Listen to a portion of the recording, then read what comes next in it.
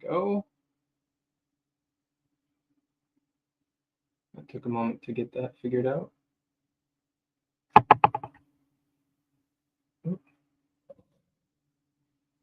Hello, everyone. How are you all doing today? What is that clicking sound? Gonna have to figure out some fun technical things. So Karen is just getting on. She just sent me a message.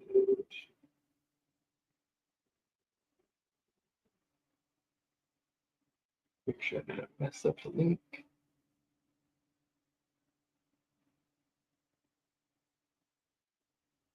Yep. I do have the 1-inch pen. What is it? Let's do this.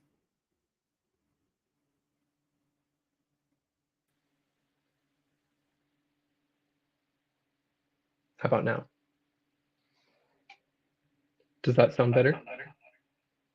Minus the echo. So let's see, we got Weezin, we got Ma, Soul, John, Jeff, Mark's Asylum, Ryan, Rich, working and lurking. Hey, there she is. Ooh, maybe I shouldn't have thrown her right in. Give her a sec.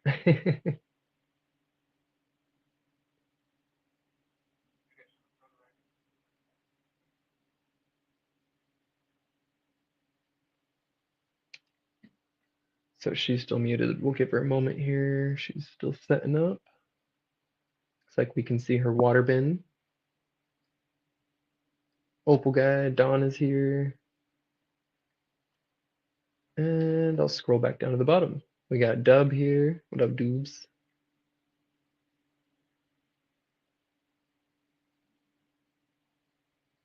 says muted on my screen, but that's because I've got 2 cameras and 2 mics. So I'm not really muted. Just talking through the other one. But how is the sound quality? Is this all right for y'all? This is going through my earpiece, I believe. Gold leaf of 1-inch pen. Now that would be fun. We could do that. I mean, gold leaf. Wouldn't take a whole lot to cover a little tiny pan like that either. That's a really good idea, Ma.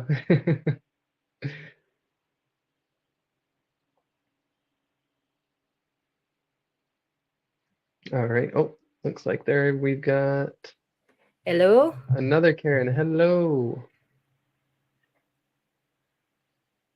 Interesting. I can see you, but I can't hear you. You cannot hear me. For some reason you are in my field of view, you're muted. How strange. Hello everyone. I can see you guys. Oh wait, you just What if I switch to this one? Oh nope, I still can't hear you. That is so weird. What's going on?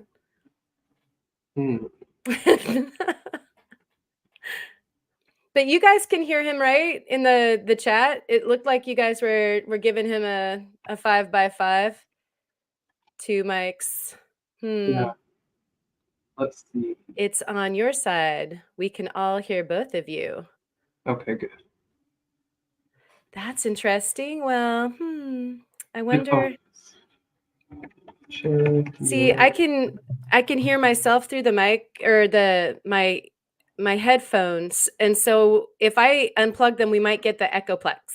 And so I can try for that.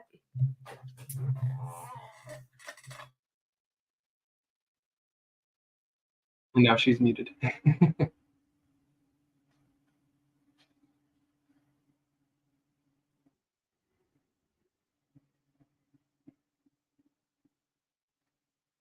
Oh, Ma closed her poll. I didn't get to answer the poll. Oh, that's okay. I was going to say necklace anyway.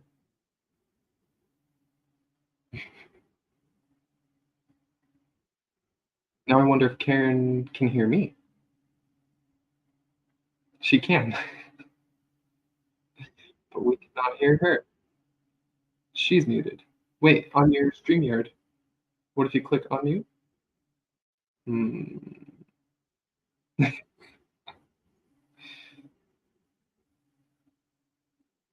Well, there's always some fun tef- technical difficulties. I'm hearing my echo in my ear, so it's hard to talk when you hear yourself, and that's why I did it this way. Because now I'll have two voices, but now one. Now you guys should just hear me out of the other one. And I don't hear myself in my ear, but I'll still hear Karen if she's able to get back in.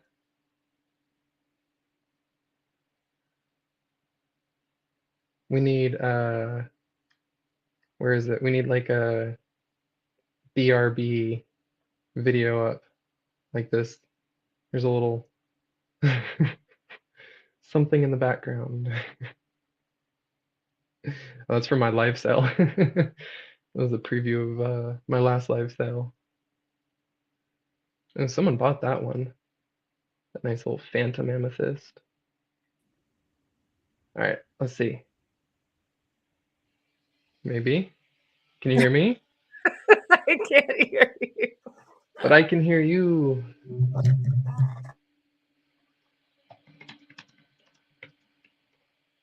What is going on, people? Turn the mic on your phone.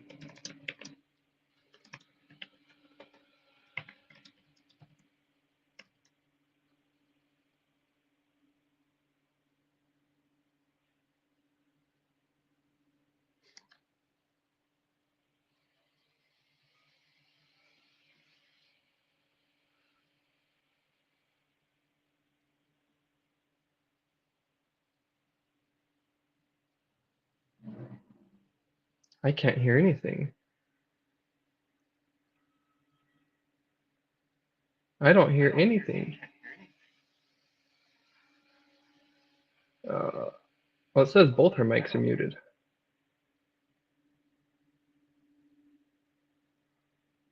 Okay, can you hear me from the phone mic? Yes, it's not the best. Great. And are we getting an echo? No. Okay, I'm hearing it here. This is so weird. You guys, I got this to the machine. I can be the silent partner and just kind of hang out. Do you have like a Bluetooth headset? What's that? Do you have like a Bluetooth headset for your phone? That's what it's actually supposed to be being run through right now. Hmm. Yeah, it's actually plugged into the Bluetooth so that it doesn't make an echo when I'm using two microphones in the same room. And so what I can do is you can carry on and I can just pan, or we can try to figure out like, I don't know why one would be exclusive of the other, like that I can only use one audio device for this, but we can figure it out at a different date. Yeah, it's weird. I really can't even imagine what's going on there. It's so weird. When you go to the headset, I just can't hear you. Have you ever done this to like a quadro system with other channels? Yeah, I've been on some other channels too that do it, and we've never had these issues. Okay. So Yeah. yeah, it's something to work out over here. Like one of my devices is trying to, I guess, uh, block the other or something. I just don't understand how that's possible.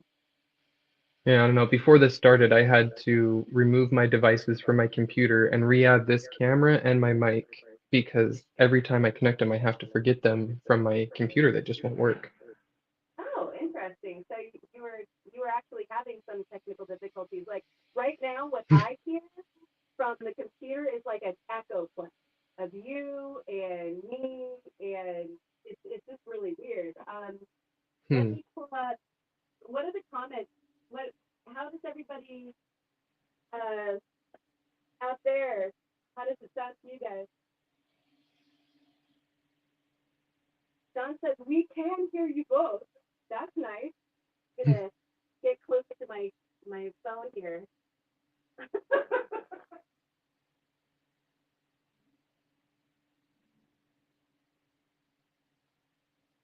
Yeah, it gives you John, it gives you those potentials. Like what I can do is I can just switch to the full time phone audio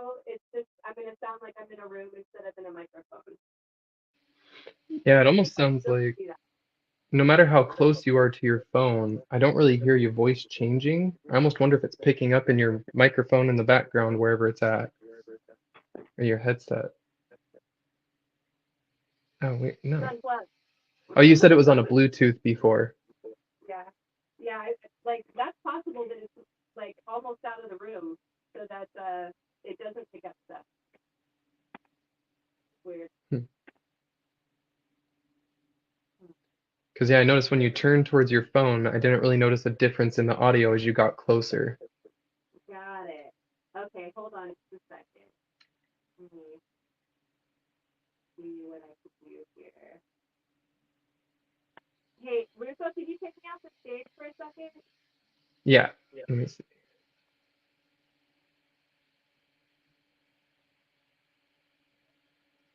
Okay, everyone. So, while we figure that out, let me go ahead and do this.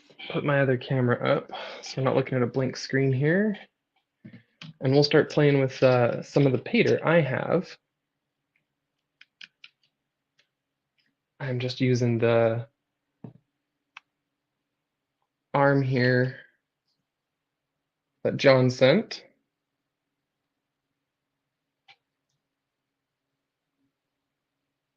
So there's the light and the cord.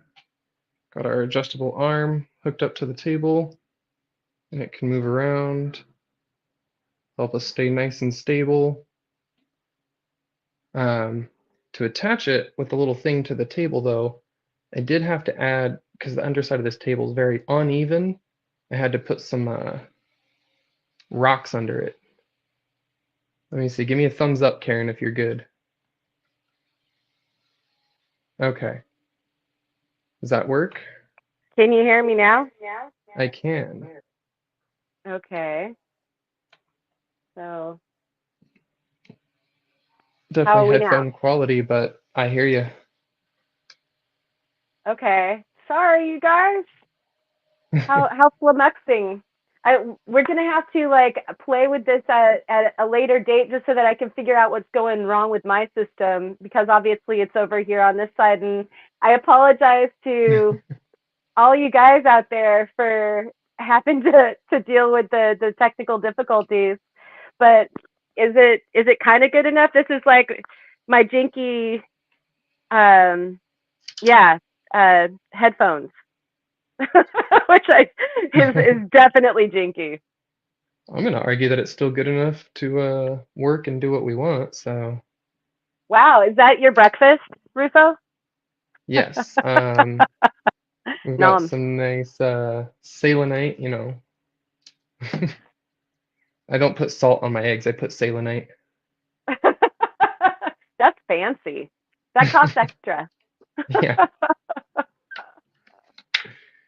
All right, and it looks like James just got in the chat. Good to see you, and hi Ryan and Melissa and John. I already said hello to, and Daniel.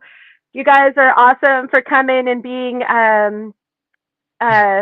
patient for while we work out. Oh, and look, Dub is here.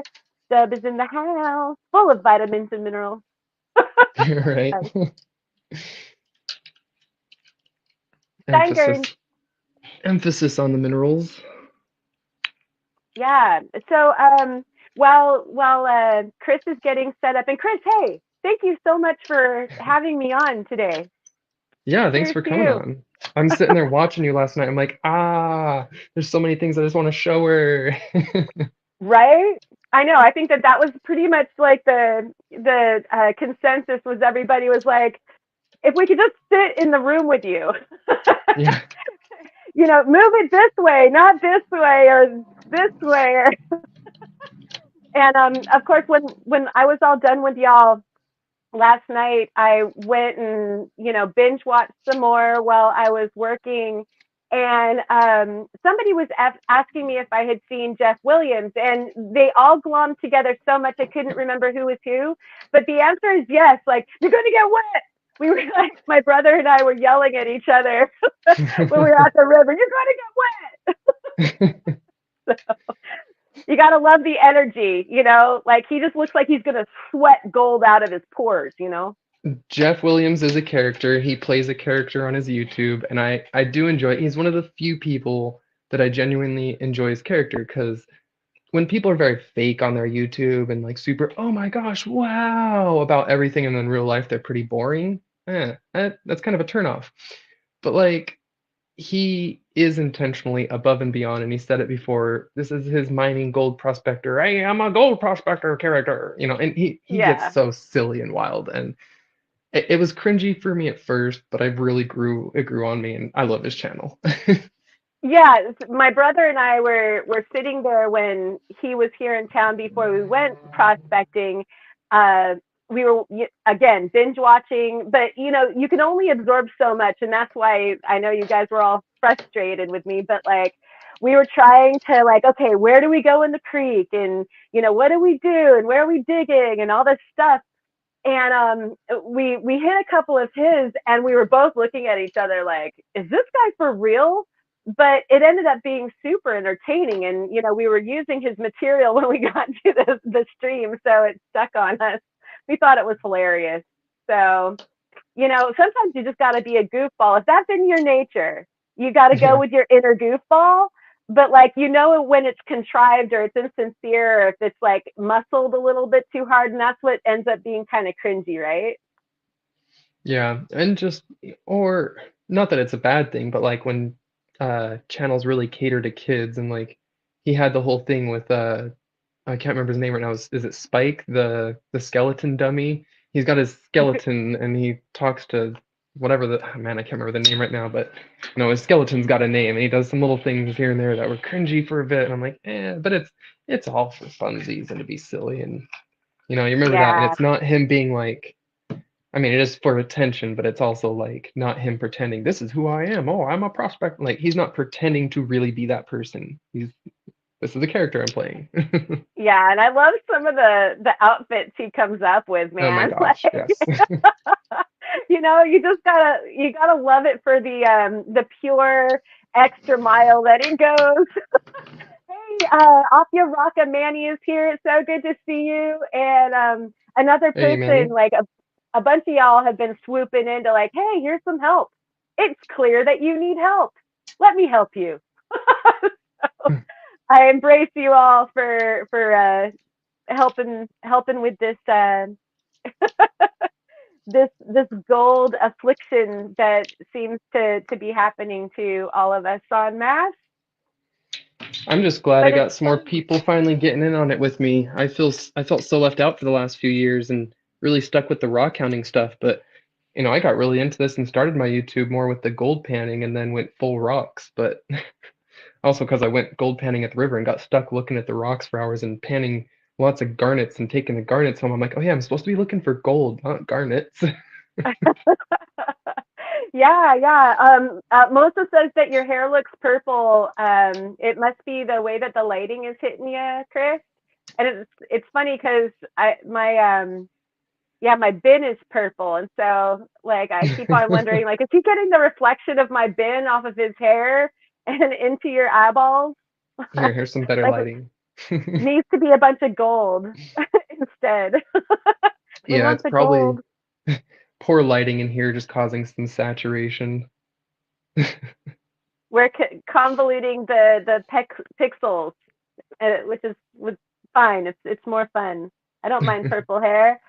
Um, all right, and so folks are Slim Pickens and the skeleton. Yeah, Don. All right, so you're gonna do some pay dirt. Is that what you're getting ready to do there, Chris? Yeah, I've got some pay dirt here. Sorry if there's a little noise, I gotta adjust this. It might be a little noisy when I touch my mic. But before we jump into the little pay dirt here, so I'm gonna classify it and then can start to pan it while maybe you do some of your panning and we can chit chat, but lots of little crystals and rocks to pick through in this one. Nice. Well, I think I'm going to follow a very sage person's sage advice. What have you got there? Are those crinoids or corn cobs or They are bananas? big old crinoids, and I was gonna show those in a minute. Yeah, something Andrew, Kentucky Rockhound, rockin' in Kentucky. You all know who I mean, Andrew. He sent these. Here, let's see. Try and get a nice little close up here. Oh, my camera's upside down, so I'm like moving the wrong direction here. I Okay, hate that when I do that. yeah, I gotta think backwards here. Camera's upside down. Look at that. There's tiny little crinoids on top of the big crinoid. Little babies on top of the big. But anyway, Oh, yeah, he wow, sent that's those, amazing. Yeah, very, very cool. and those were just a And little gift he gave me to work this for him. Um, oh, let's see. I'm just gonna leave that right there, and while I get some water to get it wet, see if y'all can guess what that is. I got my guess, but I'll let you guys type it into the chat. It's gonna become And real obvious. meanwhile, Melissa says that Chris, you'd make a good punk rocker. Nice. And Daniel says it when I get saturated, it isn't because of light. Nice, Daniel. Here's to you. It's looking pretty bony. Yes, indeed. It's kind of got some Yeah, that's blue in there. nice.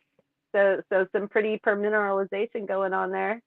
Yeah, it had some interesting colors. It was all just this yellow, and it had a rough bottom, and the top was a little rounded, but he wanted me to polish the top for him and cut the bottom flat so that it would stand on a display for him. Aw, nice. So I still have to polish, well, both sides, but I had to stop because I was working a few stones. I'd only done that on like my 180 disc, and then I stepped up. I was doing some garnets that I got from Dan Hurd, and while I was doing those garnets, I got to my 600 wheel, and huge giant gouges showed up in the garnets, and they're like massive, like 80 grit, 180 grit. They're huge.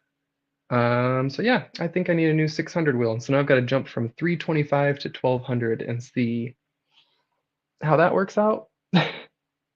Wow. Um, have you?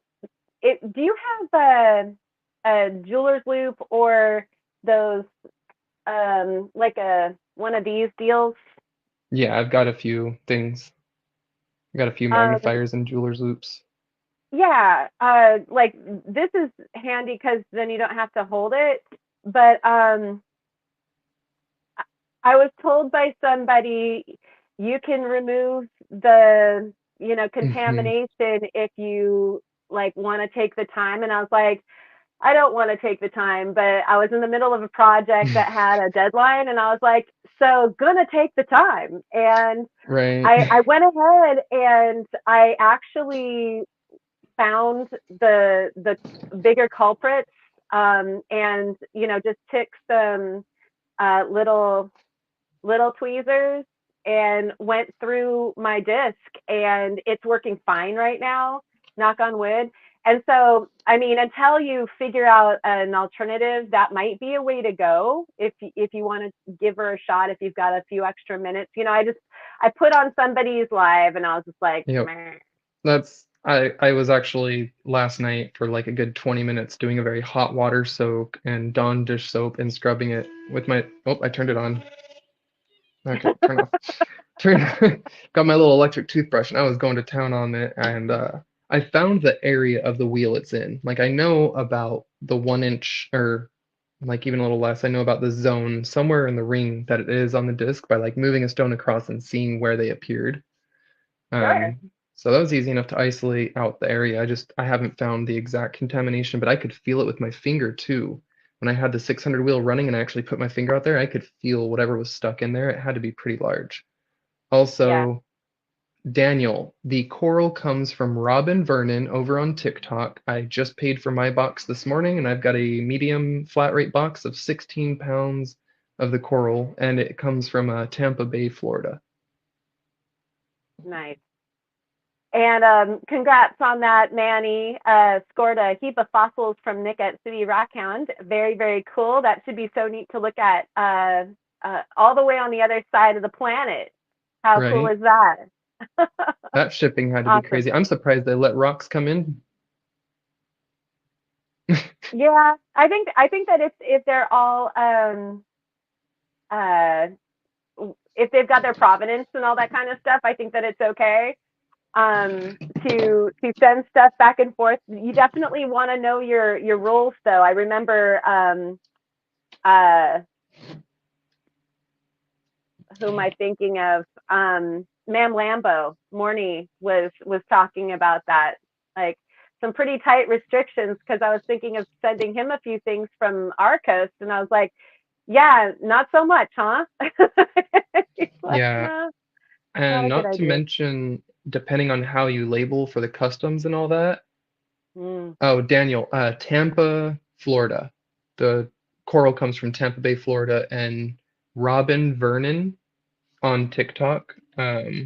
She's the seller. I'm gonna type it right there in chat. She's only really on TikTok, I think. Yeah, there you go. Sorry. Anyway. Oh no, sidetracked so much by answering Oh that. yeah, We were tangents. saying, Woo! Shining stuff and whatnot. Your contaminated disc and coral yeah, and there was something and you just said that I was gonna comment on, and it just oh, gone. shipping costs. Oh yeah. Ooh, you got to be careful how you label it for customs too, because There I you go. shipped a rock to one of our friends in the community, and he lives over in London, I want to say. He's in London, and it cost him so the box was I think like $85 to ship or something like that, but then he got to pick it up at customs. They made him come pick it up, and he gets there and they charged him like another $220 to take the Yeah, box. yeah, yeah. You got to watch out for the 1-2 punch on those. I've heard about that happening a couple times. And so, yeah, so sorry. I think that if it meets a certain monetary zone, then they can charge like this extra, expediting fee type thing. It's pretty lame. Hey, Joseph is here. Good to see you, man. Hello. You are too kind. Thank you so much. The import tax, yeah, like this mysterious amorphic import tax. It is what we say it is. Right. Oh, John, knew someone who made a DIY faux ultrasonic cleaner using four of those electric toothbrushes. Funny you mentioned that. So, um, those of you that know, I recently got an ultrasonic cleaner last year. Well, yeah, before we moved from New York, my club was giving it away because they thought it was just broken and trash. And they're like, we don't want to replace the motor or whatever's inside of it. So I took it home, opened it up, and it was just the power switch had come loose inside. So I just had to pop the power switch back into the little thing, and it was perfectly fine. However, all it is a little tiny vibrating motor, exactly like you'd find in here, sitting under the tray. It's just a tray that holds a liquid and a little vibrating motor. That's all it is. So simple, Wow, I'm pulling apart a toothbrush today. right? Make your own ultrasonic Awesome. cleaner. I need that in my life. I've got three Um, of these extra. I bought one at the dollar store. I keep this one around for my rocks. I take one on the road for my rocks, and yeah, they're yep, handy. same here. Yeah, they're nice to have. That's a cool hack. Thank you, John, for Yeah. uh, for commenting on that. Well, one of the things that John actually told me to do was to put some uh, heavies in that I can find over again. And I don't have gold that I can spare right now that would be not scary to lose in my water, but I do have silver. And so I'm going to put like one of the ways that I put silver aside in the studio is when I've got little snips. I don't know if my camera's really picking up on it or not. There's a koi in the pond, everybody. The little dots that you see there in the picture, those are some silver shot that I make. And so you can see some of the snips in this little dish. So, you know, when I snip off a little bit of wire because it's a little too long, or that little bit off of a bale or something like that, they go in the little, oh, look, I can get closer.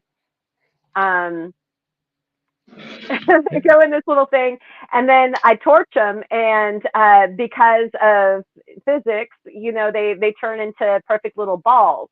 And so I figured I would put some of this shot into my sand and find it again, so that I know that I'm doing the panning right. So what I do you will guys say think of that? the silver is still a lot lighter than gold, and silver shot will roll to the back of your pan really fast. Uh-huh. There is a lot of silver shot in mini pater. It's like here's some that came out of this pater on the table. Um, Oh. so a lot of people do put silver shot in the paters, but it doesn't Mm-hmm. quite sit at the bottom as much as the gold. It is a lot easier to lose, and it's not the best training for gold. If you want to train for panning for gold, use lead pellets.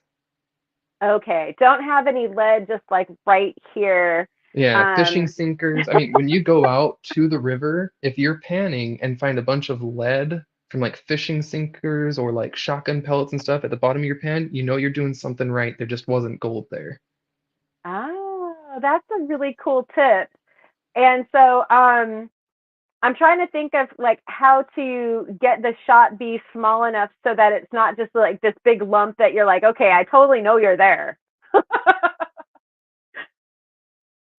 Yeah, so if it's a bunch of the little snippets and stuff like you have, and you're melting them into little balls, um, I guess one thing I could recommend is maybe hammer them out a little bit, just flatten them so they don't roll around your pan. Gotcha.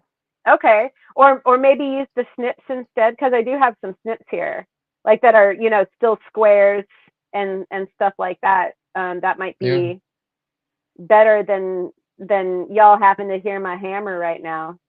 I'm always down for hammering stuff, but yeah, I mean, so hey, here's a. I think that John also said something about. Oh, Chris is in the house. Hey, Chris.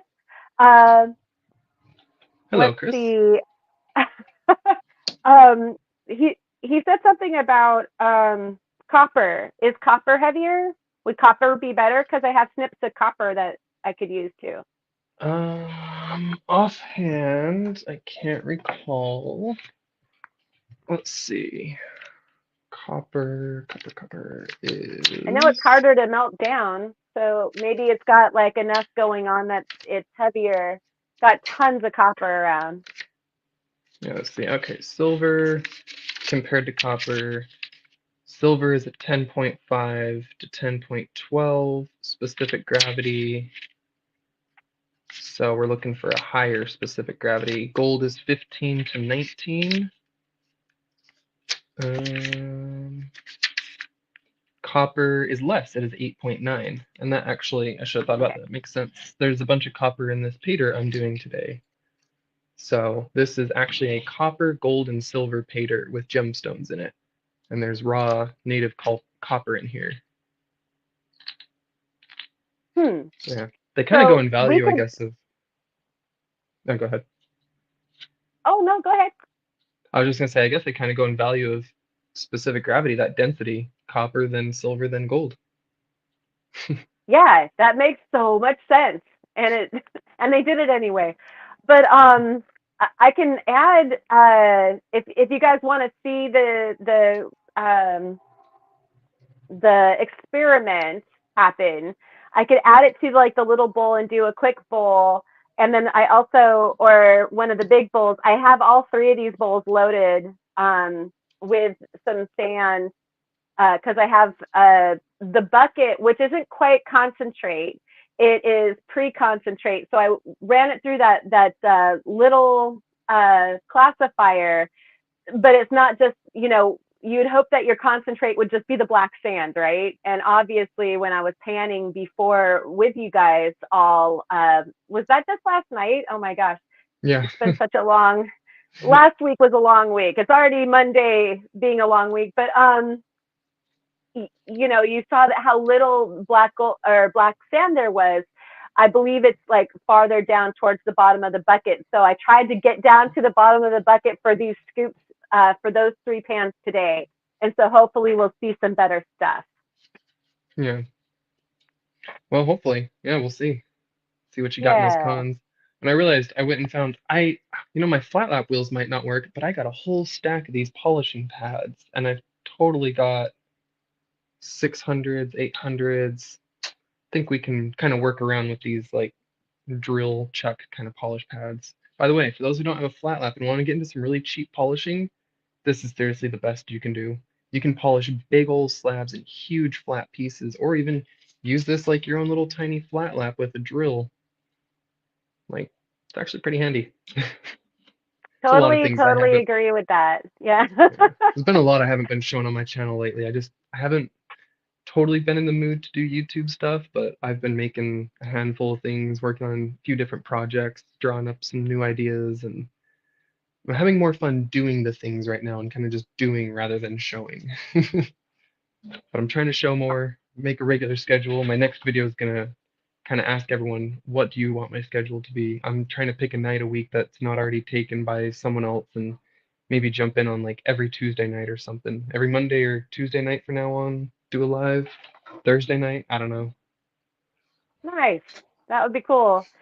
Daniel asked if I have a spool of 6040 solder that would work. And I'd have to go down to the garage and look. I use lead free. And so that's an awesome, awesome, awesome idea.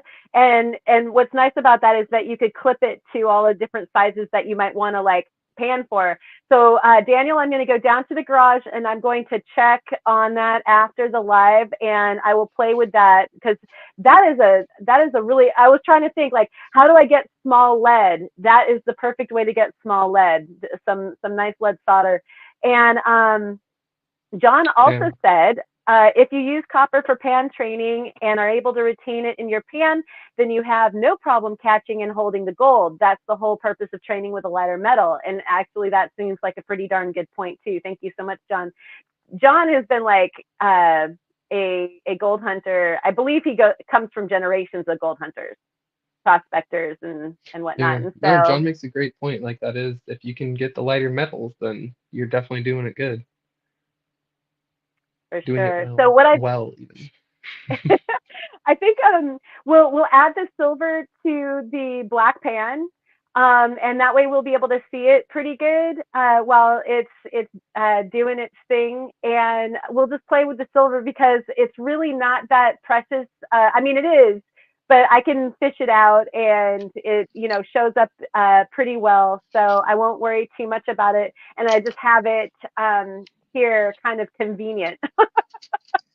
So we'll and I actually can do like a smash, like a Hulk smash on a few of these little uh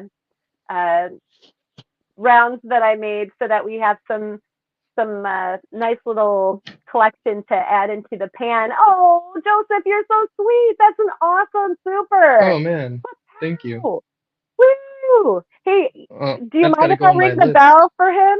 Can I ring Of the bell? course. Of course. I don't have anything yet. All right. I was joking to myself about getting a slide whistle. There you go. Everybody's got to have, their own style, right? Oh, you know what? I have a little mouth harmonica. It's a little tiny C chord harmonica. Dude, that would be epic. That's what you should do. Um, but thank you. Thank you so much, man. I appreciate that. I was about to just go off on a little tangent here explaining Oh, some did of the you? gold stuff Yeah. we've been talking about. We're just gonna leave that up though. Super appreciate it.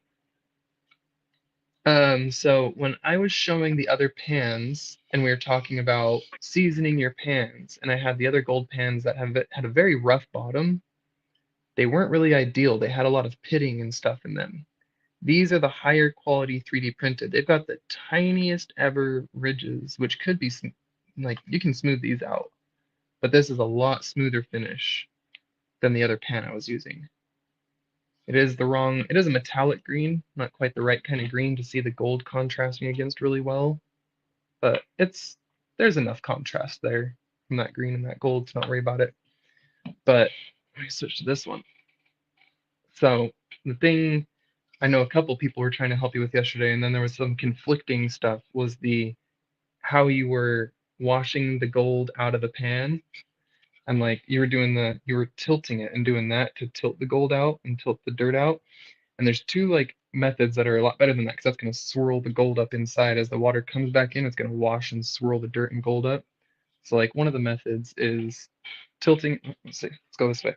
You tilt it forward like you had it, but so your dirt is sitting level in here, right? You're tilted Yeah. like this, and then your dirt is level like this right up to the edge. And then you're going to do one of two things. Either lift straight up and straight down slowly, and that lets, as you go down into the water, a little water comes in, and you go out up again slowly, and that light bit comes off, just a little bit of the dirt comes off.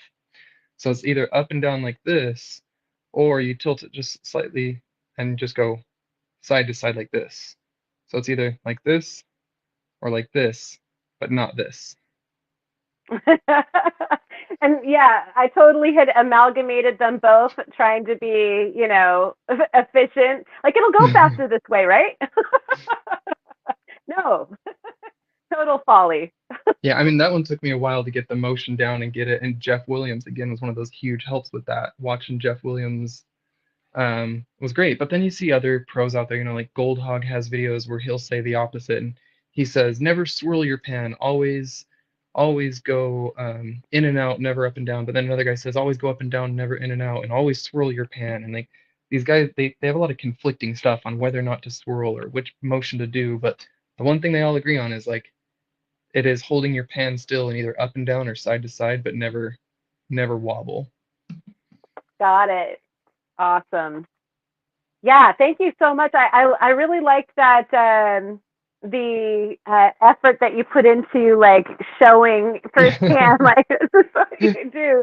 That actually makes an abundance of sense. And a lot of times when somebody's like, again, with all the visual features of being at the river, and they're showing you, and they're doing it really quick, and it's like super like, oh yeah, no, no, no, no. Like I was saying about, even Bob, he was making it look so easy. And then you like sit down and you're like, three left thumbs. You're like, oh, I felt like I knew what I was watching, and then you go to do it, and you're like, I didn't pay close enough attention. Obviously, I don't know what the heck I'm doing. Yeah. It's fun though. And as Daniel mentioned, Jeff always goes left to right to classify. So that's the stratification process. And so your stratification and washing off are two different processes as well. So your stratification is when you're going to put all your dirt in there, right? All that first dirt. So I've got my huge pan of dirt here. And if I was to just want to pan this whole thing at once, I would put my water in it and immediately start going side to side, right? Or spin like this. You can hold it and spin like this. You can kind of give it a shake and swirl. You can kind of go like this and shake it and do that under the water. And that's just going to get all your gold to the bottom all around the ring. But then your next step, before you start washing, so that is just stratification to get the gold down to the bottom. Before you start washing any dirt off, you're going to need to tilt your pan forward and then do that left to right shake. So you're going to tilt forward away from you and do that straight left to right shake with your water in there, and that's going to get all your gold down to this front corner. That point, that's when you start your washing method, either forward and back or up and down, in and out of the water, and that way you know your gold is all concentrated down in the safest spot for it to be. And then I do a couple little wash offs, forward and back or up and down a handful of times.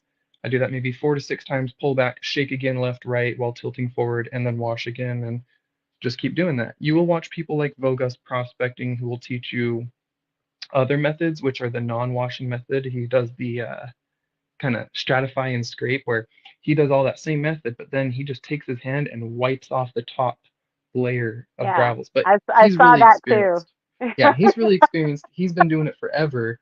And I highly don't recommend, even though he says that's great for beginners in one of his videos, and that's a good way to just get cons to take home.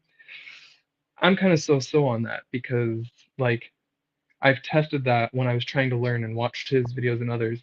And I've tested that method before and then gone through my pan that I did all the scrape off in, and I scraped off very little off the tops and stuff, and then I still had gold in my scrape off pan. So Oh, wow. you never really know. It's also, Yeah. as much as we say the gold sinks to the bottom, gold can be trapped on other rocks, trapped in a little mud or clay that rose more up to the top, or be stuck in some of anything and everything, you know? Right, or been recently dispatched by a storm or whatever. And Yeah. so, yeah, I was watching somebody who's closer into my area because he was actually going to some of the places I can go, and he was doing some sniping, and he had gone after a river had flooded, and it was really interesting the different places that he was finding the gold. And so it does make you feel like, okay, I can try to hedge my bets by making intelligent selections where in the creek I'm trying or in the river, but then at the same time, that gold could be anywhere. Yep. You know, there's a luck element for sure. So let's see. And I think, so, nope, how do go I do ahead. this? I'm just trying to learn how the layouts work on here. I was trying to change the layout. Oh, that's not what I want. So, what I think I'm going to do is probably add the silver to this, and we can play. So, I might make a thumping noise really quick because I will flatten out a few of these silver balls. They'll always go back to the ball form when I need to make jewelry out of them. Yeah, because you're saying you just torch them and they ball right up, right? Oh, yeah. I've never done it. I've got a lot of silver and always wanted to kind of play with melting it just for fun. Oh, yeah. What you want is a piece of charcoal.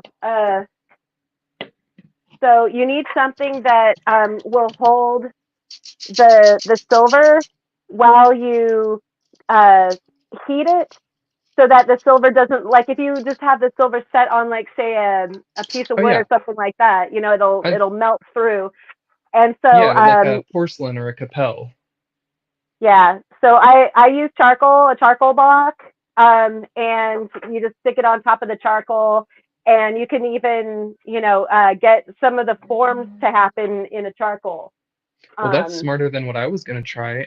I was gonna get my little I've got a little mini anvil. I was gonna get my mini anvil, put a bunch of foil under it, and maybe just try and melt some on top of my anvil for fun. I don't know.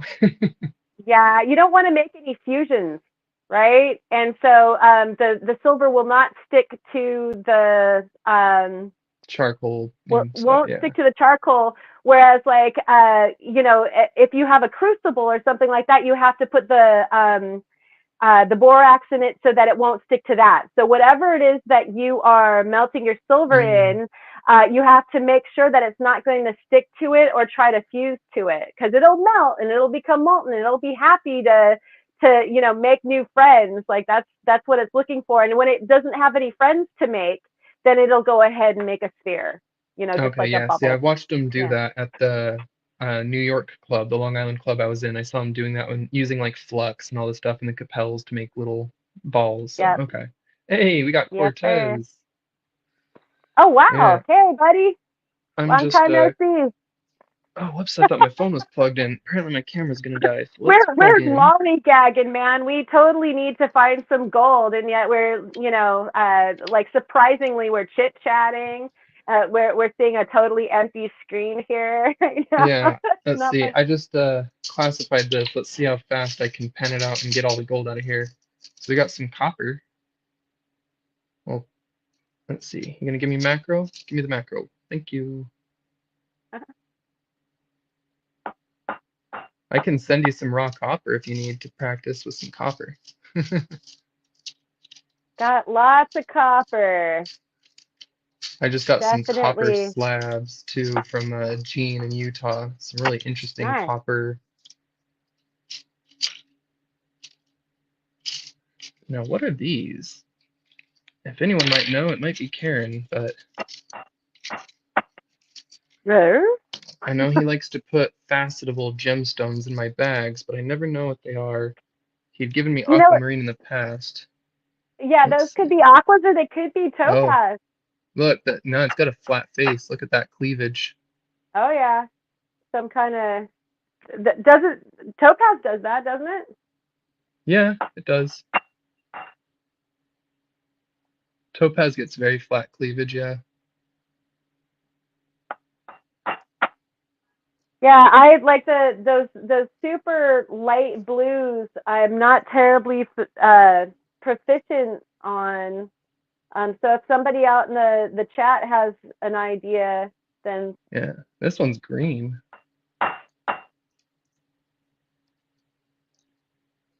huh, Kind of pretty. like two blue, one clear, and a green. Are One they blue, one supposed clear. to? Are they supposed to be all natural?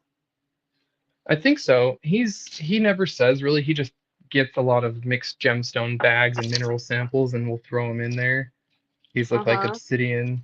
Yep, these are little pieces of obsidian, little tiny tumbles of agates and stuff like that. I just like the little fun things he'll throw in the bags. Oh yeah, that's totally fun. Oh, looks like quite a few tiny gemstones actually made it through there. So might need to do one more smaller classification, I guess.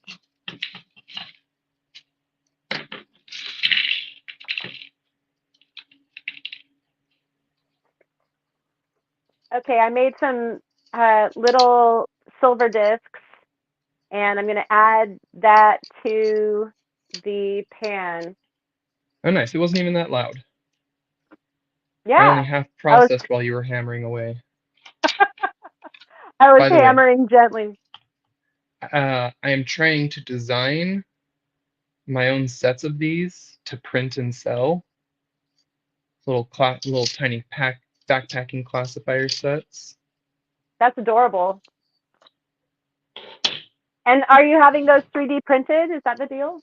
Yeah, and so I've had Gene making some of that stuff for me in the past, but he's got a lot of stuff going on, and I just hooked him up with someone who a lot of you have seen his haunted houses that he makes that I showed off, and I just hooked him up with a family friend, and she ordered like 100 or 150 of those from him, so he's pretty busy. And I met a couple Yeah. other people recently that have some of the, what do you call them? Not the normal 3D printer that's like a, whoops. Sorry, I just kicked my camera. Not the normal 3D printers, but they're like the resin tub ones. Okay, we're stuck Mhm. in vertical. Oh, come on here. There we go. So There we go. Yeah, so I might have someone who can do the resin 3D printing ones, maybe make me some. A little higher quality. Same with the pans, because the pans just, well, they'll have less of the grooves if it's that resin printing instead.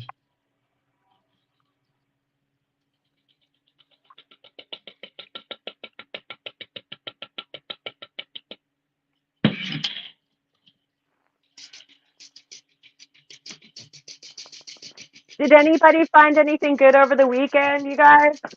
Anybody go out and do some rock hounding while we're going into the pan zone? I'd love Yeah. to hear what you guys found. Well, we wait to hear what people say. I'll tell you, I went out to a spot and found a couple really interesting fossils and stuff, and I found a lot of conflicting things online.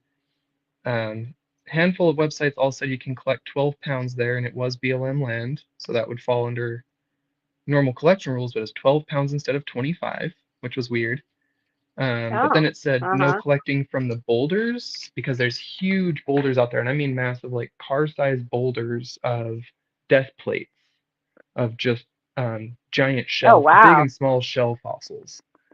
And so I think they just don't want people breaking apart the boulders. And Oh, then, yeah. yeah, I don't know. When I got there, there was one sign out there in the park rules at the park area that said no collecting rocks in the park. But I went hiking like 5 miles back in and I was still unsure. I was like, I don't know if technically I'm in the park. I think I'm on BLM land, but I'm just gonna not take some fossils. But I found some really cool stuff. I made what I thought was a short video. I got home, put all the clips in my editor, pulled it up.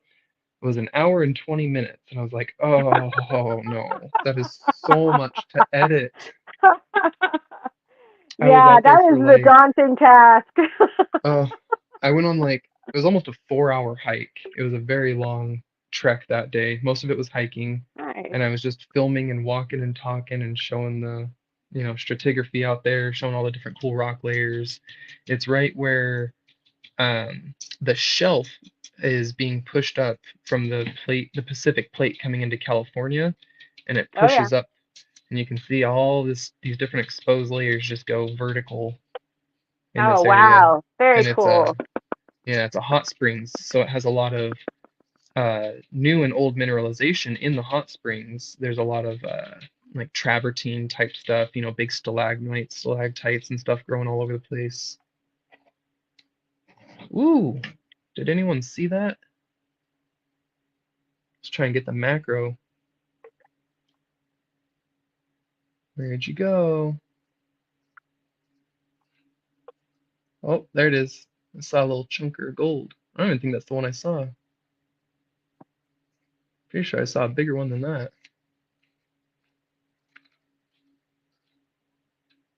He does put some dyed rocks in here. I'm like, So not a that's what fan I of. was wondering about as far as your little gems there. If some of that might have been some synth, like if it was like synthetic aqua or synthetic sapphire or something like that. Um, Yeah, the he won't. laser stuff.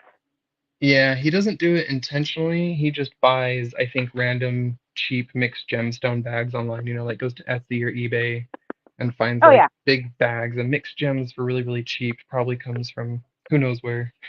And he just does them to add Uh-huh. into his pay dirts. And most of his customers don't even keep that stuff. I actually have talked to a handful of people, and he's told me before that people just throw that stuff out. Yeah.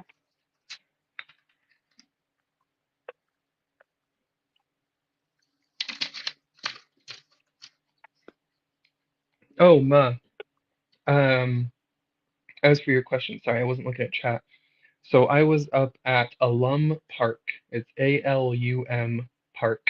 It's just outside San Jose, and it's some nice hot springs. And it's the place I told you about the other day that I was going to go. And the problem is, it's listed on multiple Rockhound websites. It's on that rockhoundresource.com with a pin right to the center of the park where the sign is that says no collecting. That's funny. This is why you check before you go and don't trust everything you see online. Oh yeah. Well, we've all heard Jared's tirades about what the books and stuff say, and so you definitely want to check. Or I've definitely found that local BLM and oftentimes even like the county or city chambers of commerce type deals will have some really really good information for you for any Yeah, given area.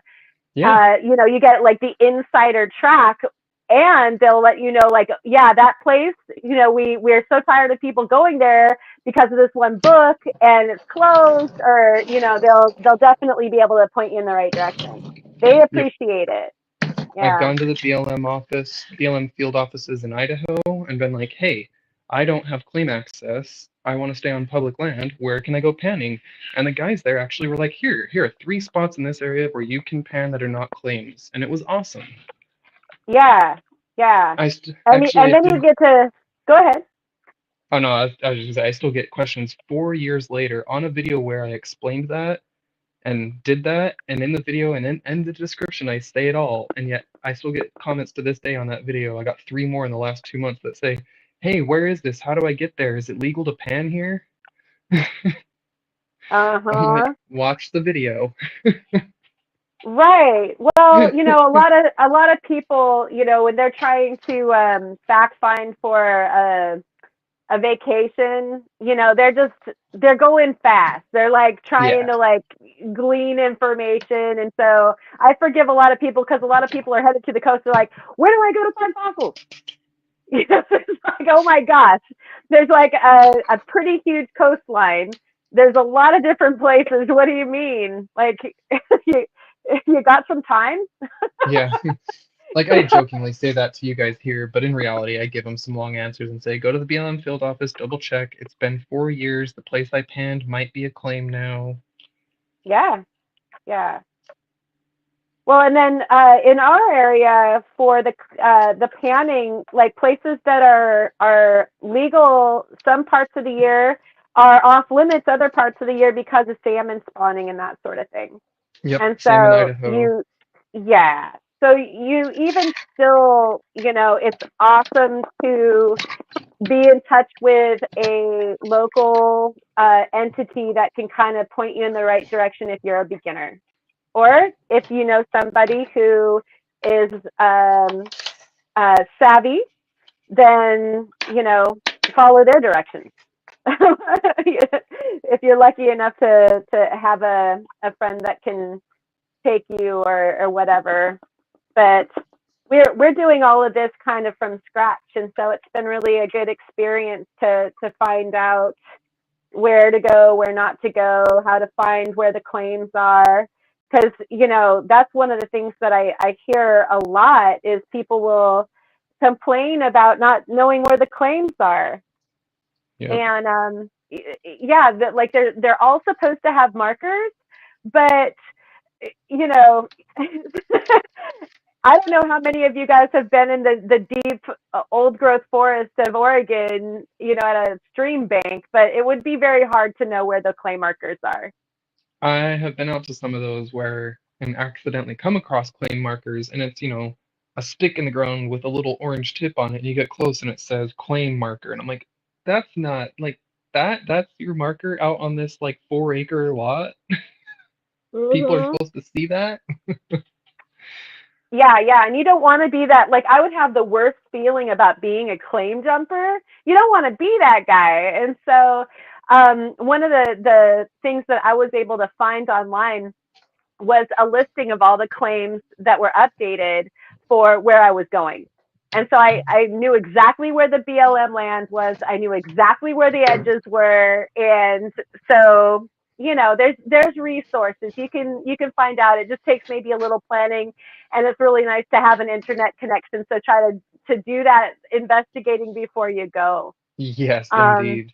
For those who want a website right off the bat, you can actually use the BLM website. Just type in on Google BLM map, BLM claim maps, and then your state. It'll pull right up the BLM page with your state map link, or you can just go to the BLM site. It's kind of a little tricky to navigate the BLM site sometimes, but you can find the maps section, pull up. Once you have the map pulled up, you have to click the layers and you have to add in mining claim layers. And then it will show you all the active mining claims in the area as well. Yeah, that is great. Great information, great tip. And so you guys, you can see here's my my heavies over there, and I've been able to keep them all in the pan. So nice. I would Did you get your jet dry? Did you get your jet dry? No, I don't have my jet dry. I don't think I'm losing these guys today. No, not those. Not those.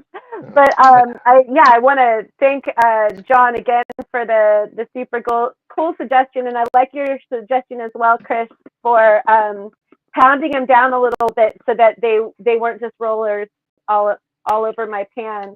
But yeah. I was able to get rid of a lot of the sands, with confidence, being able to see what the heavies were doing and not going in places where they're not supposed to go. And so that turned out to be a really cool experiment. And, they're all where they're supposed to be. Look at that. Nice grouping, huh? Very nice. So watching what the fluid dynamics are doing is so valuable, because, you know, to the untrained eye, you're you're not sure if you're making too much swirl happen. You don't know what the lights look like as opposed to the heavies, especially if you've got too much blonde sand, like my pre-concentrate that we're working here has just so much blonde sand that we're not even, you know, we're just moving everything. It's all lights, right? Yeah, this bag, if you can see that, it's very black sands. This is another super black sand bag. Lots of heavies. Definitely some blondes Nice. in there. It's kind of split half and half right down the middle there. Black sands on the right. Oh yeah, look at that. So one of the things that I thought was really interesting, and I did get asked about, was, uh, "Hey Karen, you're at the beach. Why don't you pan at the beach?" And at first I was like, "Well, I've never seen people panning our beaches." Well, I went online and I did find the one of the people that pans in Oregon does pan in a beach near me, and Yeah, so yeah, it looks like I'm going to be hitting that, which is going to be fun because our salmon season is coming up very rapidly, which means that it'll put the kibosh on where I'm going right now. And so it'll be, at that point, it'll be time to try some of the beach sand. And I have noticed like hugely concentrated amounts of black sand, yeah, and especially gone after a like, storm. yeah, and like, hey, you know, that's crazy. Like, doesn't black sand mean gold? And like, I'm like, nah, you can't just find gold on that beach. And yet, you know, we have beaches here that are called like literally Gold Beach, and Yep. it's because of that, So you know. I will tell you from my experience with Oregon, a lot of your beaches that have gold do not allow you to pan gold, but allow you to collect rocks. Uh-huh. So just double check that your beach allows you to pan gold, and if not, maybe don't take a pan. Maybe you just happen to have a bucket and put lots of black sand in it and classify it down and pour off the top of the bucket because you didn't pan, you just took sand home, right? No. Right, right. I'm not advocating breaking rules, but I know someone who did that somewhere else, and he did a video on it, and I thought it Uh-huh. was kind of funny. He's like, I'm Oh not panning yeah. the beach, I'm just taking sand home to inspect and collect. And then in another video, so here's some sand I collected at the beach. Look, I was panning it out, and there's gold in it. Yeah, thank you for that. I'll look at the rules. I mean, because it's interesting. I've heard of folks that I used to have kind of a really enthusiastic prospector dude that had artwork at my gallery, and he used to come back from prospecting trips all crazy. Either crazy because he was, you know, on the high side of the mania of like, I found a bunch of gold, or he was on the low side of like, we didn't find a darn thing and we were out, you know, getting the sunburn all weekend long. But yeah, he used to go, I'm pretty sure he used to go to Gold Beach. And so I'll find out which beaches are okay. I mean, because I know that they're the people's beaches and we're supposed to be able to utilize them. And so I'm just not entirely sure what all the rules might be. And John says, by the way, mining, panning beach sand is a whole different type of mining and recovering Absolutely. uh, of the fly poop. In my opinion, it's about 5 times the work after recovering beach sand. That's what I understood too, John. And that's why I wasn't like just like raring to go. Like, why not just go down to the beach right now and do that stuff? Well, look, you've got gold. Oh We my got gosh! gold. It's so cool. So yeah, you'd be lucky to find gold that big even at this beach. Like it's probably going to be smaller like that little one right there. And Daniel's like, there, Karen, your silver was in the corner. You did it. Yay! It's happening. And John, up further in the chat, because I'm getting caught up right now, guys. Thank you so much for bringing my attention with all capitals and whatnot. It's like I've said, once you break the mindset that, oh my girl, I might be losing gold, then you can start having more fun as your confidence grows. This is so true. This is exactly it was the silver bullet that the doctor ordered. So thank you for that. I'm definitely feeling it. And Melissa's like, see, I said you'd find gold. Melissa, that is awesome. Can you say that about my pants so that I can find some gold too? I tried. I put up a poll that said, "Will we find gold?" And John had to be all specific and be like, "Well, one of you might, but both of you might not." So I didn't vote. Wah, wah. That's okay. I don't mind. And so, yeah, go ahead. I was gonna say, I don't know if you just saw me do the tapping thing. So I just separated the gold from the black sands by doing the tapping thing again. You saw how it was all mixed up just a second ago, and I already just removed all that black sand that quick. Woo! And so what you're gonna that looks so cool. Yeah, what you're gonna do when you get to that point and want to do that, let me add my other camera back up here, is so when I was tilting it down and tapping it like this, you want to hold it either on the side or kind of the back and tilt it down and away. So I'm holding it like this as my backhand, and I'm tilting it away from you, just like when you're washing out, but you don't tilt quite as much. You just tilt a little bit away. And then you're going to tap on that opposite side, and it's quick, hard, short taps. And that's just going to make that gold shoot down to the bottom. But for some reason, the black sand kind of walks backwards. And so you just see, not all the black sand. Some black sand walks back up, but then it's easy to tap back out. I just moved it around a bit, and we just saw a bunch of sand come back up. So here, I'll tilt it forward and tap. And the gold kind of goes up there. You see some sands walking down, but that's when you can just kind of lightly wash them down. And then when you're doing the wash back, it's important that you bring the water up and you very slowly go back. The slower you go back, the better. It's going to take longer, but you don't want to do what I just did. I swirled it, and all my gold still up there, but some of it started to try and wash down. Yeah, right. It does like a dive like that one did. Yeah, swirl's bad, but there, still got most of the gold isolated, still right there up top.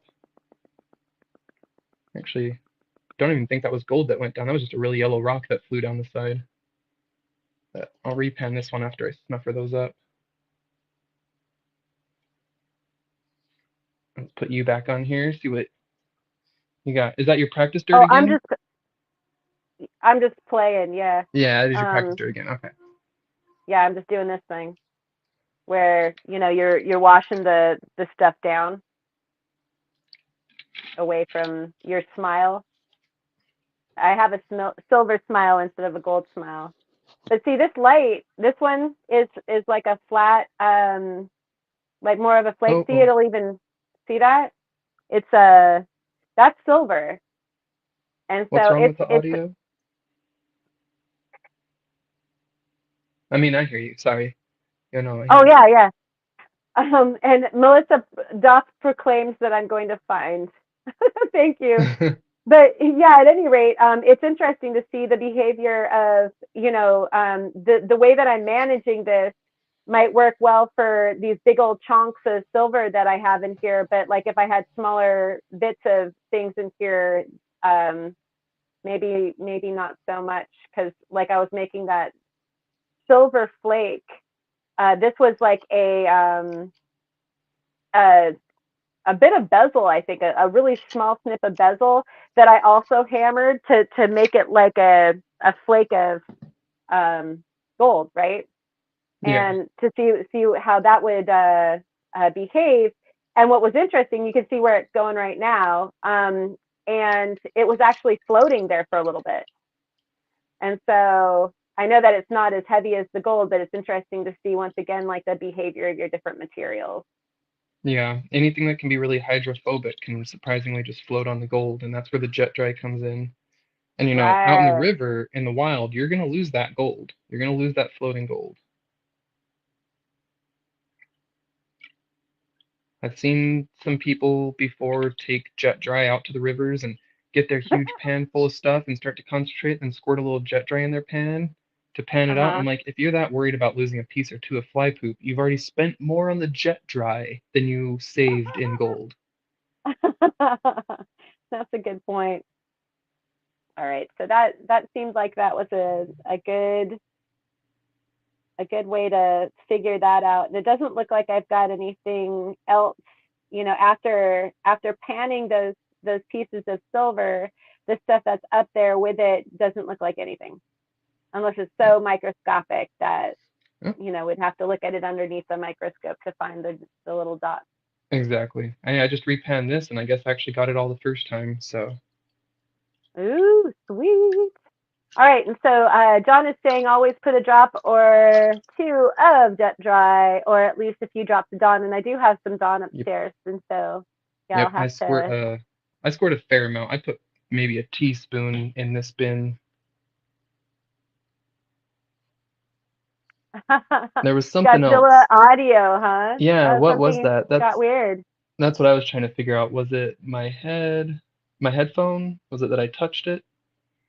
I might Huh. have been adjusting my headphone and made some noise. Uh-huh. All right. Okay, so I'm gonna try. Wonder if I could try this pan. Only problem is this is like the bigger pans are hard to maneuver with the bin that I've got, but I could, Yes. and we could give this a shot.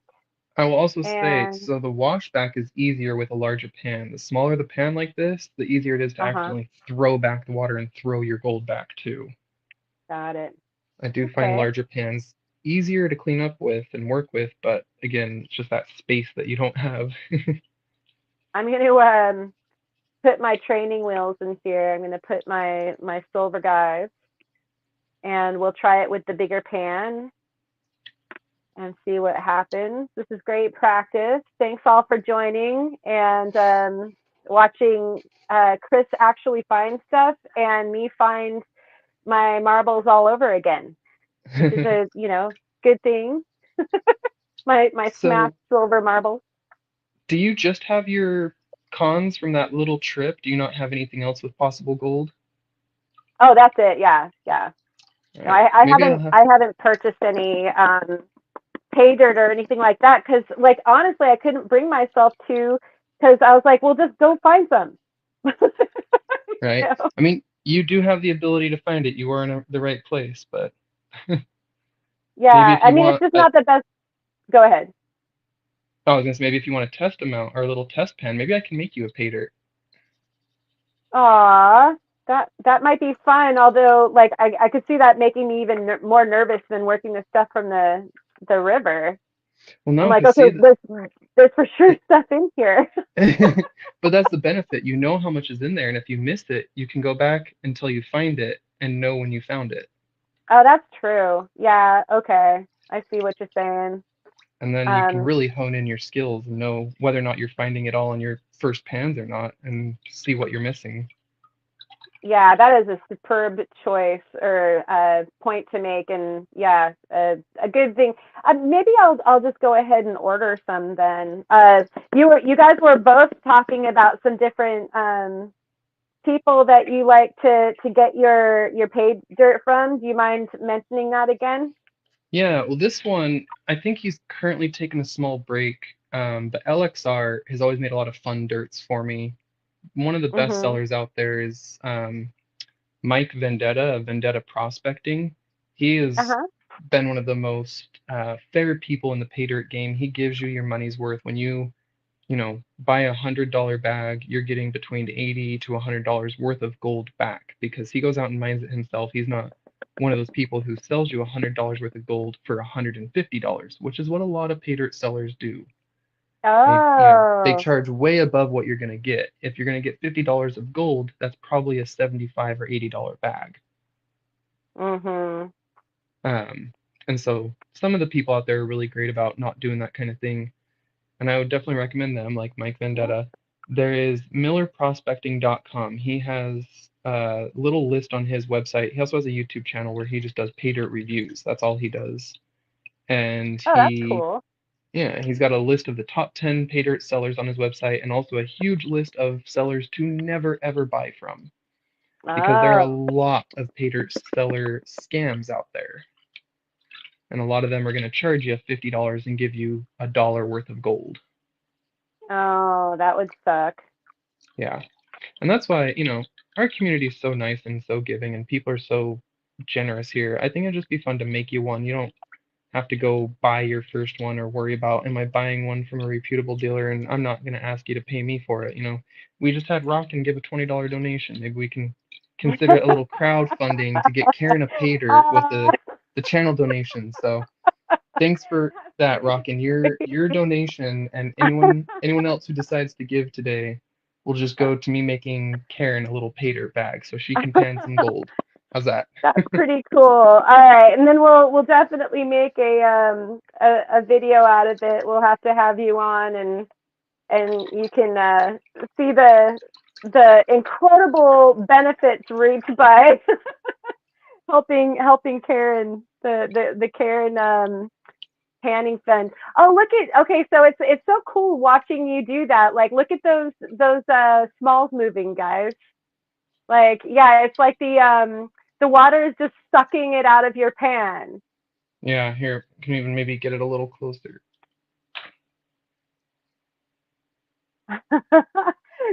John's like, congrats, Karen, on recovering the silver. Your confidence level should have increased substantially. Yes, and I'm going to move down to smaller bits of silver the next time. Oh, and John decided to pop a donation up. Thank you. Oh, thank you, John. Yeah, there we go. See, people want you That to is very pan sweet. too. Yeah, because like I'll definitely send Rufo the difference also, so that this makes sense Nah, don't to worry about do. it. Don't worry about it. I like to give back. I've gotten a lot of generosity from this awesome community this year. I won a few of these pay dirts myself. Quite a bit of this gold was free. I did buy Oh, that's some and stuff, awesome. and I was gonna sell the gold back actually. So that's another cool thing. Some of these pay dirt sellers actually buy the gold back. Oh, wow. So I You was gonna get sell the the fun of gold. it. Yeah, but instead of just selling it all back, we can share a little bit of the fun and love. Oh, that's nice. That's so sweet, you guys. Thank you. And Jeff is here in the house. Good to see you, buddy. Oh, we got a straggler really low down here. Got some gold showing up over here already. Got a piece right there and couple pieces there. And get some taps. Oh, this one's got quite a bit of gold. Woohoo! That's not gold. So I can probably just take that big lump of whatever that is out. Classifier didn't do its job there.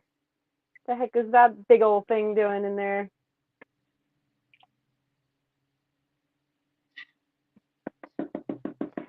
So how often have you been like creekside, Rufo? And when you are, do you classify first, or do you just take shovel loads? Definitely classify first. I've got a big classifier, and you want to know the creek you're in. If there's no nuggets produced in your creek, you want to classify big stuff out because you're not looking for nuggets, and that's just more material in your pan to deal with. Uh-huh. So do some research, find out what the largest nuggets are found in that river in modern times, or if there's been, maybe large enough landslides and stuff, some new nuggets can come loose. But really, when you're out in a river, you can actually probably use like, I forget if this is like 10 mesh. I forget what the levels are, but here's your like quarter-inch classifier, and then you got a little smaller like eighth inch. And you can probably use an eighth inch classifier or so. And you're depending on where you are, you're not, unless you're in the right part of California or something, you're not finding nuggets or things this size or bigger. But the other thing is, you don't just throw your rocks out once you classify them. Sort through them or make a little pile. Have a place where you once you classify, you always dump your rocks in a certain pile just to look back through and or to fill your hole back in when you're done. Because I'm a big person of, not causing a lot of stress to the environment, and that includes filling your holes back in. Oh, that's such a great point. Yeah, don't be part of the problem. Kind of leave no trace thing. And it looks like Jeff has been here from the beginning. Thanks, man. Hopefully this has been like some sort of an entertainment. But I know that like if you're not able to watch it, it's probably not quite as entertaining since it's just swirling dirt around in pans. But thank you. And then also Jennifer, good to see you. And you've been observing from afar as well. Well, come on closer. Come a little Get closer. on in here. Yeah. That actually, when you just said the recycle, the pay dirt thing, like that, some of these guys will buy their dirt back. I just had an idea. So I love the idea of having some pay dirt to use and hopefully discover how to pan better. And I think, oh wow, look at your gold. And There's what's that also little nugget up there at the top? Is that there's some silver? silver, yeah, some silver and a garnet. Oh, that's so cool. But yeah, you were Nice. saying your idea. Sorry. Oh yeah. No, I'm like, look, a rock, complete like mind clearing. Um, yeah, but like I like the idea of actually paying it forward too. So like when I'm done, if one of y'all all want, that are in the chat or whatever, want to try gold panning, I can always just like send it off to you, and we can always Yeah. keep the gold panning going, and each person can kind of cut their teeth on a pay dirt bag, and we can always like add some little things to it as it goes along. That would be fun. It's the round robin pay dirt bag. Yeah, I think that should be a thing. Who else thinks that should be a thing? Let us know and we can make it a thing. I'm all for that being a thing. Well, I think that your vote is very important, Chris. You're the inception of the thing. So let's sing the thing, and then we'll go ahead and keep that thing rolling. And Jeff says, Karen, I have been wanting so bad to do some panning. Oh, see, we have a taker already. Been watching gold content for years, way longer than rock hounding. That's so cool. Okay, so let's get y'all into panning. Yeah, I already See, Chris? told Jeff I was making him a bag too, actually, for his Oh, Patreon. cool. Oh, nice. Yeah, well, you said that you wanted to turn a bunch of us towards the dark side, right? And so here it's happening en masse. And John says a good miner prospector should always leave the area as if no one human has ever been there before. Yay. My personal motto is leave the area better than you found it. John, I can't agree with you more. And actually, my mom always says that. Like, that was a rule. Like, you always leave where you were better than you found it. And the sad part about that is it is pretty much always possible because humans leave stuff everywhere. I have never been Yeah, out and not found trash, ever. me too. I've never Yep. once been exploring in the deep woods, deep desert, out in the middle of nowhere, and not still found trash. Yeah, isn't that sad when where you're like someplace super remote and you still find trash? You're like, oh, come on, somebody who came all the way out here and still didn't know any better than to pack the trash. Are you serious? It makes me so sad. But yeah, we can be a part of the change that we want to see. So we'll just do that. Yep. Alright, this is my last pan in this little batch. Oh wait, no, I've got the pan of the big rocks. I forgot the big rocks had a couple big pieces of gold in it too, so that'll be exciting.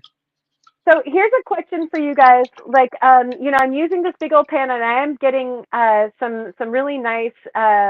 You can see, like, I've got a grouping, and my still too many blondes, but at least I've been able to work down the amount that I had in my pan, and so pretty happy about that. But one of the things that I'm noticing is that the material gets stuck through all of the little grooves, and so I keep on kind of having to swirl it on out. Is that what you do to clean out this area? Yeah, so I don't know if you saw when after I panned back, let's see. No, this pan's a little full, but I'll just show for example really quick. So when the sand is like all up in those riffles, and I'm going to do Yeah. the pan back, you still shake left and right with the water just touching the top, and as you're shaking left and right, you slowly pull back, and most of it comes down. And you pull up again, shake the water again, and keep shaking left and right as you pull down. And all of Oh, the gold okay. will still stay in your front ridge while pulling all of that stuff down and not worrying about sloshing your pan everywhere. Got it. Okay, cool. Thank you. Because I was noticing, like, there'd be a few left in the little chunkles here, Yeah. and I'm like, how do I get you out of there? You might be good. But that makes a bunch of sense, is to do that shaky and bring it down. Yeah. Cool.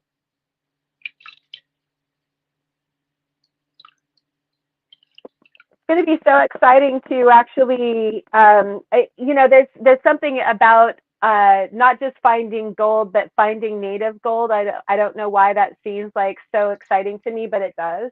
Oh, it is. It's Um, very exciting. You know, the little tiny bit of fly poop I found in the Idaho River is more exciting than all the pay dirt I've ever panned together. yeah, so like the pay dirt is like going to the gym and making the muscles happen, and then going out and being able to pan in a native place is kind of like having the competition, like the Olympic competition for all those muscles that you made in the gym, right? Yeah, yeah, that's a good comparison. I think I've said something very similar before. I think I said pay dirt is like reading how to do something, as where gold panning is actually finally doing that thing. Yeah, and I gotta say, when I found out that you could go to places where you can do it here and not have to have any special permits, and you don't have to you know, worry, like if you go to the BLM spots, then you don't have any worries at all. Just go do the thing, and like John said, leave it the way that you found it or better. I like that's kind of when I got excited about it. Was like, wow, it doesn't have to be this weird claim thing or join a club or anything like that. Just go out and do it, and you can actually maybe find some. I mean, how fun is that? That being said, if you do want a little more, um, I guess, chances in some more prime spots, you can always look up the clubs. There's the GPAA and the LMA, the Limags Association and the Gold Prospectors Association of America, and they both have clubs all over the place. And you can join them and get access to their properties, but you can also look up their properties before you join to make sure there's one near you. Got it. Yeah, and that was actually I don't know exactly which uh, the artist that I know who used to be fun and crazy about going prospecting. Um, he belonged to uh, a situation like that where he could go to many different locations and claims um, to go try to find stuff. And Yeah. so, yeah, and he really liked being able to do that, and his wife really liked it because she was into it less.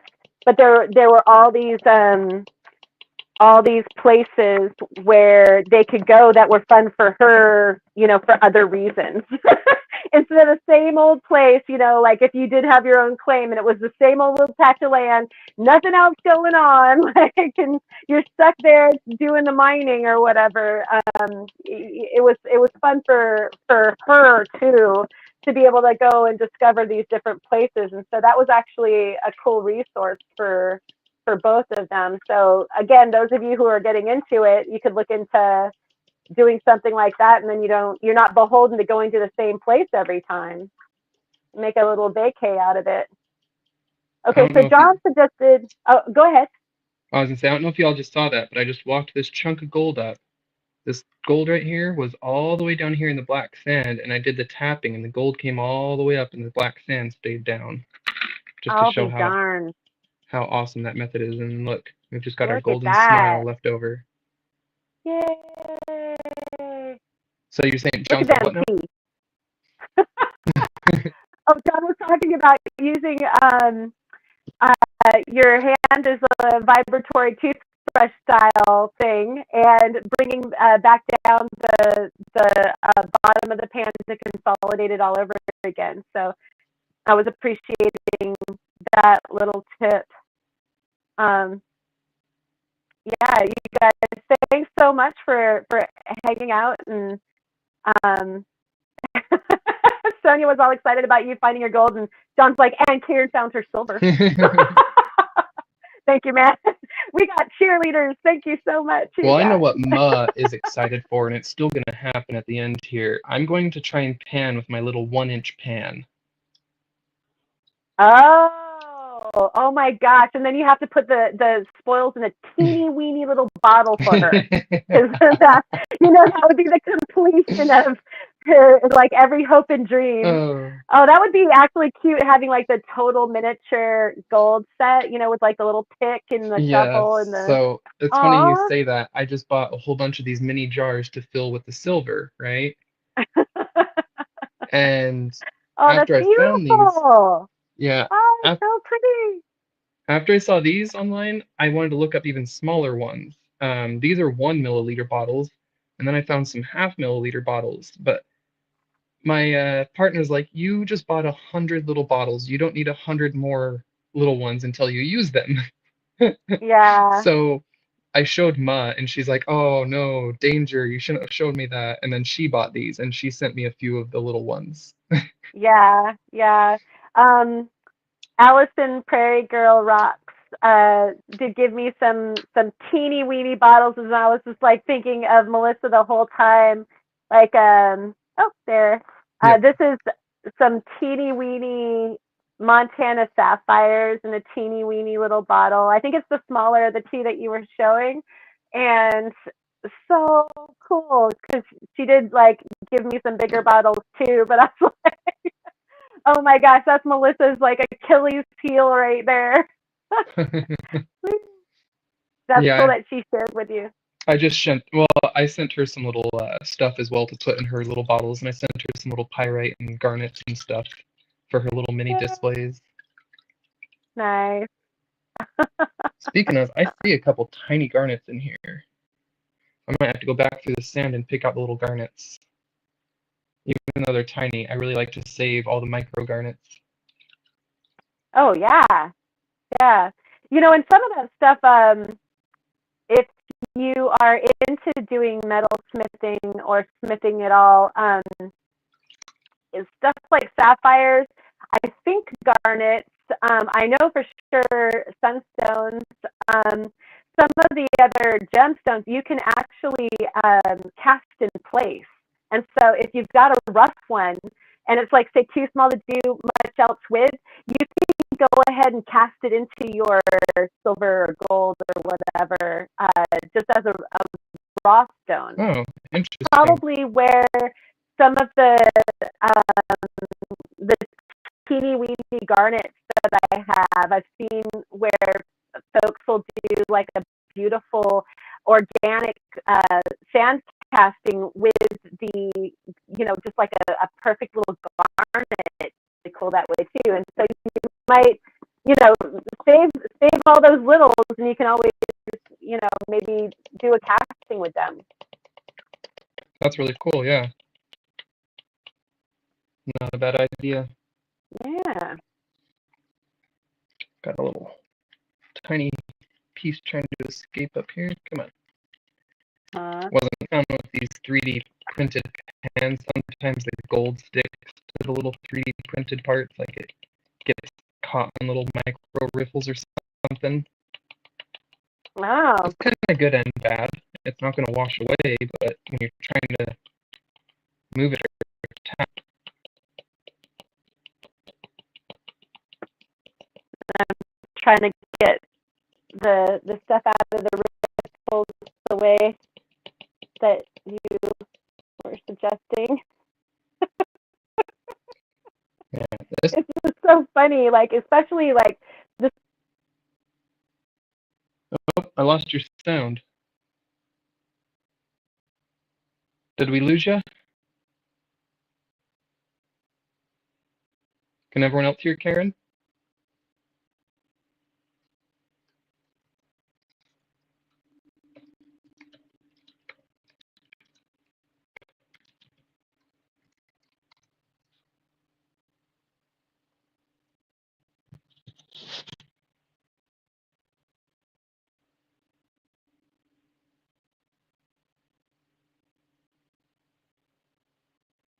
Lost her? Okay. But you guys can still hear me? Test 1, 2. Yep, okay, I hear you.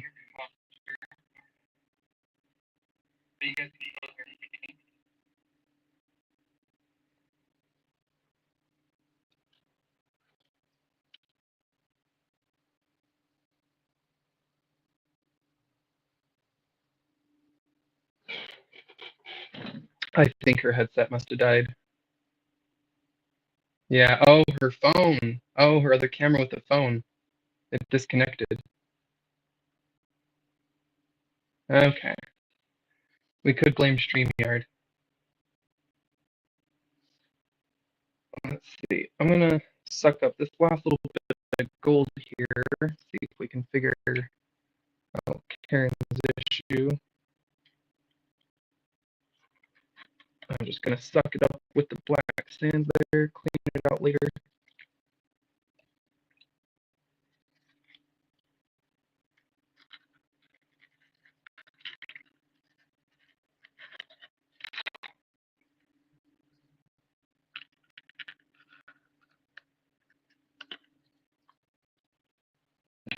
Alright. Say goodbye. Yep. That might be it for Karen. Alright. That's a bummer. Well, Stein turns back to you. Thanks for.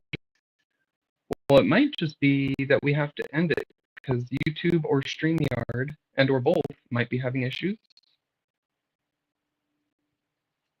YouTube's been having a lot of issues lately, but I know I'm choppy, but I promised some 1-inch gold panning. So it may be choppy, it might be horrible, but we're gonna try it. Let me flip over and look. Oh yeah, that looks horrible. Oh yeah, that does not look good, but we're gonna try it anyway.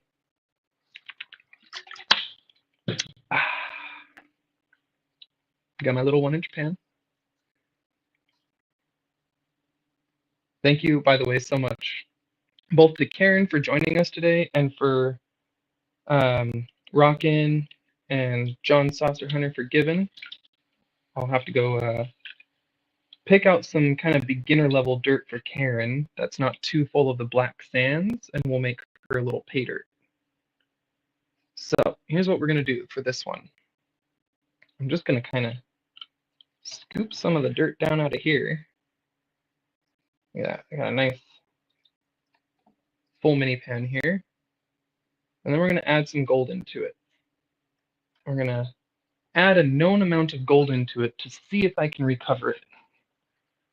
So let's pick out a couple little pieces of gold. Here's one.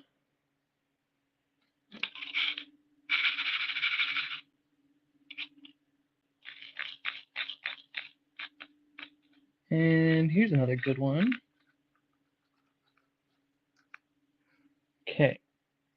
I'll see if we can find one more here real quick. This is the rest of this dirt that I haven't panned out yet. Oh, there's some big pieces in here. It seems like actually most of the gold weight might have been in the larger classification, which is not that normal for a lot of pay dirt.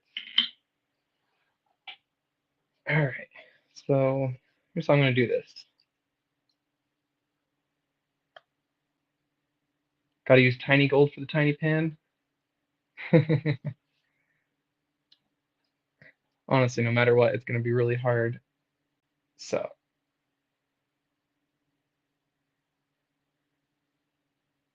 stratify, stratify, stratify. This is me attempting to stratify.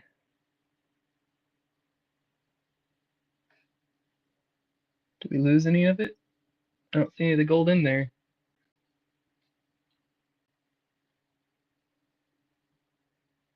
This is like so hard. With the 2-inch pan, it was possible. With this, I'm just like, what do I even do?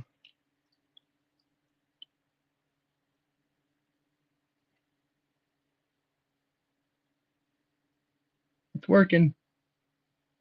Panning. I maybe need the light on the other side.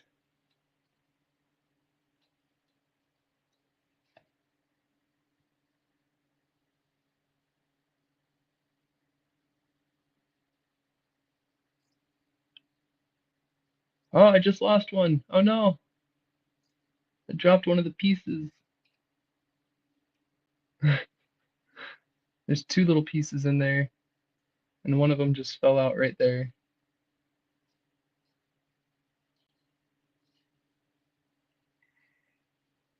That big chunker fell out. I think Jeff's right. I maybe should have used smaller gold. But I kind of did it. More realistic with the 2-inch pan. With the 1-inch pan, it just felt silly. The banner? Oh, whoops. Sorry. Sorry. Oh, let's see how choppy we still looking. Ooh, my YouTube looks horrible. Are we in 320? Yep. Okay. Cool. Well, I greatly appreciate you all hanging out. I don't know if we got capped out because like YouTube's just a little angry at me for not being on enough lately, or I don't know. There's been a lot of drama on the internet lately. A lot of what do you call it? Like denial of service attacks. A lot of banks getting attacked. Yeah. Who knows? It could be so many things. So I'm gonna finish panning this off camera, I guess. All the big stuff here, and I've got it here. And I'm gonna go through, pick out all the little gemstones, pan out the rest of the gold, and I'll put a little update video later. We'll just do a short video this evening, and I'll try and put it out tonight or tomorrow. I'll show you guys how much gold I got out of this pay dirt bag, and then we'll take a look at all the gemstones that I've set to the side already, and all the other little things in there. But again, I really appreciate y'all hanging out. Look forward for all the channel members and Patreon members. I'm putting up a video this week that is going to ask you what you would prefer my time be for my regular weekly premieres and or lives. I may even do a thing where I start doing a premiere and a live on the same day every week. Like every Tuesday night, we do a premiere and then a live after. Or maybe a premiere every Tuesday and then a live on Thursday. Something like that. But I want a regular schedule. I did it for a while, stopped doing it for, well, kind of once Tyler disappeared and started doing his gardening stuff and just spending time with his family. It's not that he disappeared. He's a little burned out on the YouTube, which is understandable. I kind of got there too after he stepped down and stopped following a schedule, but I really want to get back to that as it helps me maintain like that regularity helps me keep on filming projects and keep doing stuff. So I'll ask y'all, kind of give you a few options in the questions, and then it will reach out to the entire channel and everyone. And it will be a community post and maybe a video asking what everyone's preference is. But I will more seriously take into consideration the Patreon and channel members' views and opinions, and or if I see you as a regular viewer. Like most of our regular viewers have been given channel memberships, so your voice will be heard there anyway. But for people who maybe don't have a channel membership that I know, like Rock and Wheeler, your voice will definitely be heard. Um, Even though my voice might not be heard and could be choppy right now.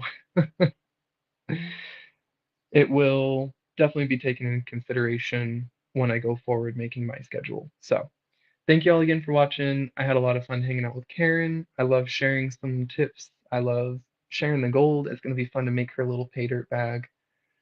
And yeah, I can't wait to get back to a more regular schedule. I've got 6 boxes of things back here I've been cutting and working on. I got a box from a friend, well, an acquaintance in Canada. Been working on a video from that. And another person in Canada, the famous Dan Hurd, sent me some garnets, and that's another video I was working on this morning and yesterday. And I'll probably go finish now since my internet's being crappy. So thanks. Voice is better. Oh, of course. So now it's better. Let me go over. And my YouTube looks a little better too. But we're still gonna call it, I think. Um, just because Karen had to leave, and this was a little fun to hang out with her and share some tips and whatnot more than anything. But I can now actually focus on picking all the little gemstones out because it's harder on camera. I get a lot more tedious when I'm not on camera and can sit and inspect everything for a few minutes and take my time. As we're on camera, I feel a little rushed. I'm like, oh, people are going to be bored. So yeah, for the 6th and final time, goodbye everyone. Thank you so much for hanging out. I will see you soon. Bye. Oh, and Geo got here. I literally just said my final goodbye. Oh, sorry, Geo. I will chat with you on the Facebook later, man.